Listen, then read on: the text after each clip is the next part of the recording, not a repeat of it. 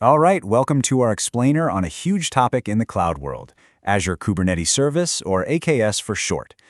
If you've ever wanted all the power of container orchestration but kind of dreaded the complexity of managing it all, well, this one is definitely for you. So let's just get right to it. This is the big question, isn't it? You want that incredible scale and resilience that Kubernetes gives you. But, who has the time to be a full-time cluster administrator? That is the exact problem that services like AKS are built to solve. So before we get to the solution, let's just set the stage a little bit and talk about that challenge. Look, Kubernetes has completely changed how we build and deploy software, no doubt about it.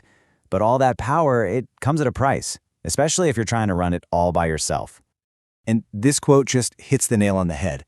Managing the control plane, that's the brain of your Kubernetes cluster, means you're doing constant patching, securing, troubleshooting.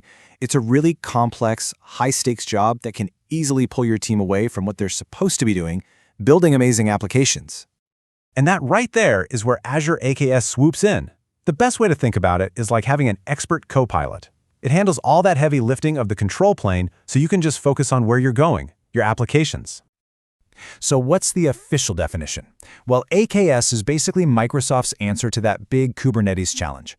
It's a service that gives you a fully baked Kubernetes cluster without making you build and maintain all the nitty-gritty infrastructure yourself. It really is all about making things simpler.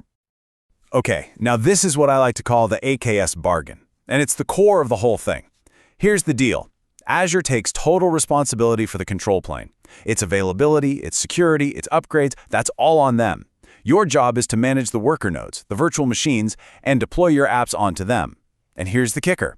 The control plane is free. You only pay for the VMs you actually use. Pretty great bargain, right? So, how does this whole bargain actually work under the hood? Let's take a quick peek at the architecture. It'll make that division of labor super clear. This slide just lays it out perfectly. On the left, you've got the control plane.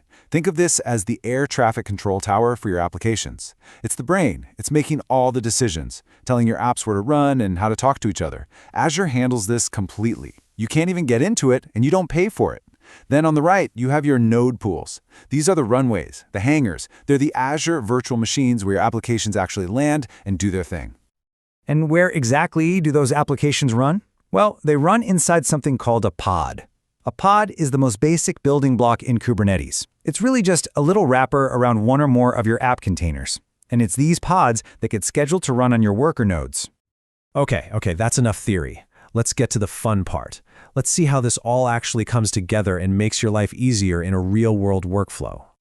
This is the classic journey, right? From code to customer. You write your app, you package it up as a container image, you push that image to a registry like Azure Container Registry.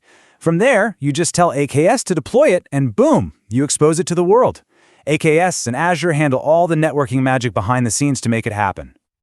Now let's talk about one of the absolute best parts, scaling. So what happens when you need to handle way more traffic? With AKS, you don't have to go provision new servers by hand. Nope. You just run a single command, kind of like this one, telling Kubernetes, hey, I need 5 copies or replicas of my app. So let's say we start right here. We've got 2 pods running our app, just handling the normal day-to-day traffic. And then after we run that one little command, bam, just like that, Kubernetes, managed by AKS, automatically spins up 3 more pods. Now we have 5, and it's spreading the load across all of them. It is honestly that simple. Beyond just scaling, another massive win here is security. AKS plugs directly into the whole Azure ecosystem. So what does that mean for you? It means you can use Azure Active Directory for user access, you can lock down your network with rules you already have, and you can securely manage all your passwords and keys with Azure Key Vault. This gives you a huge head start on security. All right, so how does AKS actually stack up against the other ways you could be running containers? Let's do a quick comparison against the main alternatives. So first up, AKS versus doing it all yourself.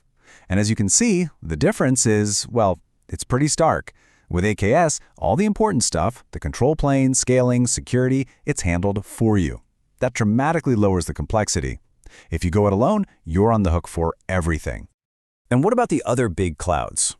Well, the biggest differences usually come down to 2 things, cost and how well it plays with everything else. AKS and Google's GKE both offer that free control plane, which is a huge advantage over AWS EKS, where you have to pay for it. But the choice isn't just about money. GKE is often praised for being super polished since it was the first one out there. But the real superpower of AKS is its deep, seamless integration with the rest of Azure. I mean, if your team already lives and breathes Azure, that integration is a massive accelerator. So, with all that in mind, what are the big signs that tell you, yep, AKS is the right call for my project? You should be seriously looking at AKS if you're building with microservices, if you need your app to scale up and down on its own, or if high availability is non-negotiable. And of course, if you're already all in on Azure, it's a no-brainer. But honestly, that last point is the most important one. Pick AKS when you want all the power of Kubernetes without the massive headache. This right here is a perfect example of a super common pattern. An e-commerce site is a great use case. The front end that customers see and the back-end business logic, they both run as scalable services inside AKS. They can talk to managed databases like Azure SQL, and the whole deployment pipeline is automated with Azure DevOps. AKS really becomes the heart of the whole operation. So let's wrap this up. What's the main takeaway? The crucial thing to remember is that AKS is your shortcut to production-ready Kubernetes on Azure. It takes away the most complicated part, the control plane, and lets you tap into the best of the Azure platform for all your containerized apps. And that leaves us with one final question to chew on. As these services, AKS, EKS, GKE, get more powerful and even easier to use, are we getting to a point where running your own Kubernetes cluster just doesn't make sense anymore? Is the managed service just the future for everyone? Definitely something to think about. Thanks for tuning in.